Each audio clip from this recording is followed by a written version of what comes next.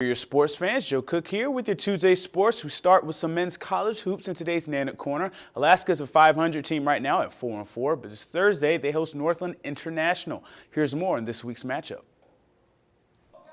The Nooks are in a bit of a slump. They are on a 3-game skid with their most recent loss, 76-96 to UAA, back on December 7th. This Thursday they face the Northland International Pioneers, and UAF wants to get a win before the break. It could help build momentum into the new year. I thought the 2 games before Christmas last year were really the 2 most important games. Kind of got us just in sync, and we felt good about things, heading into the break. And I'm hoping this game will do the same thing. The Pioneers are led by Micah Baines and Anthony Lewis, 2 seniors.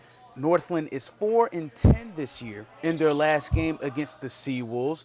Baines and Lewis combined for 54 points, but that's not the whole story. UAA dominated the Pioneers 149-70. The Seawolves set 6 school records and 4 GNAT records in the win. Now, you would think the Nanooks would be looking forward to breaking some records of their own against the Pioneers, but the Nanooks aren't looking over their opponent. It's a game of basketball. You never look overlook anybody. So we're just going to come out, work hard. We've had a week and a half or 2 weeks really to get prepared for this game, and we're just trying to get better every day, and hopefully on Thursday we can come out and try to get better on Thursday as well. So I think that's our main goal. Well, I think it's really important because we're going to go to a break with a 5-4, which is a winning record instead of going with a losing record. I think that's really important mentally for us just to keep this a winning season.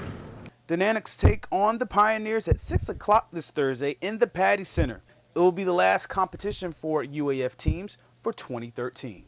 Nanook Corner, brought to you by Sports Medicine Fairbanks.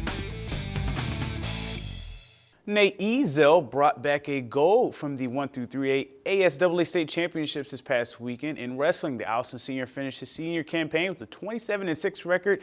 He got 8 straight wins by pin to finish off the year. The last one in 2 minutes and 41 seconds over Josh Mendenhall of Bethel for the 132-pound state title. Ezel's the first state champ for Allison since Chris Frazier won the 115-pound class in 2007. Frazier is an assistant coach with the Ravens now. Also of note, Gavin Maslin of Glen Allen went 32-0 this year in the 98-pound class and won a state title. As far as the teams goes, the Ravens finished 15th, Hutch was 26th, and Galena was tied for 33rd. Bethel won the state championship with 217 points. Kotzebue and Valdez were 2nd and 3rd. In some high school hockey over the weekend, the Hutchinson Hawks will be feeling pretty good over the break in Delta Junction, taking on the Huskies. Hutch handled business despite being in a building with no heat. Huskies goalie Bryce Ward made 34 saves for Delta to keep them in it. Hutch had a 2-0 advantage going into the third, but that's when the Hawks soared for 3 in the third period. Thomas Lees led the Hawks with 2 goals and an assist. Elijah Barrios, Gabe Medora, and Brandon Rustad also scored. Holden McCulloch and Ken Newman added 2 helpers apiece. The Hutchinson Hawks win this one 5-0. Daniel Slane made 29 stops in this shutout for Hutch. And some more high school hockey scores from the weekend. Monroe bounces back from a 6-0 loss to Glen Allen with a 3-2 win over the Panthers on Saturday. Dylan Steele led the Rams with a hat trick and the game-winning goal with 1:32 remaining. Goalie Nathaniel Bros registered 45 saves and an assist. Monroe is 2-2 in the Greatland Conference and 4-4 overall in the North Pole. They ended their time in the Big Lake Classic with a loss, 7-4 to Homer. Jimmy Cully got 41 saves while A.J. Hebert got 2 goals. And Carmine Teal added a goal and assist. Teal has 20 points so far for North Pole. The Patriots go into the holiday break with a 5-7 record.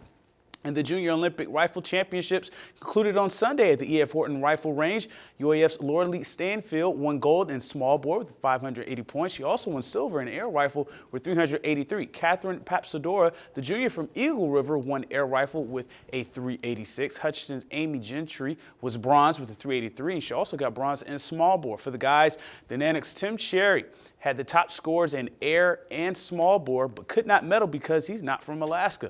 The gold medalist ended up being Lathrop's Connor Gilliam with a 566. He had more X's to break his tie with Tristan Henderson. Gilliam also won small bore. And also at the range was Eagle River's Jacob Nall, who placed 12th, but it was one of his best outings, even as his dad, who was deployed in Iraq, watched the match online.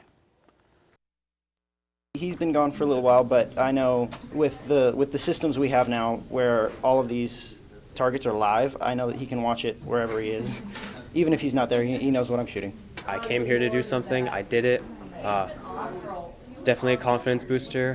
When colleges go looking for new people, they go to the Junior Olympics, and they see my name. I got both of them, and air rifle, I've been there 2 years now. That can really decide something for college teams and scholarships. That's it for sports. Thanks for rocking with me for a little while. Stay warm, Alaska. Mike Schultz is next with your full weather forecast, and we'll catch you next time.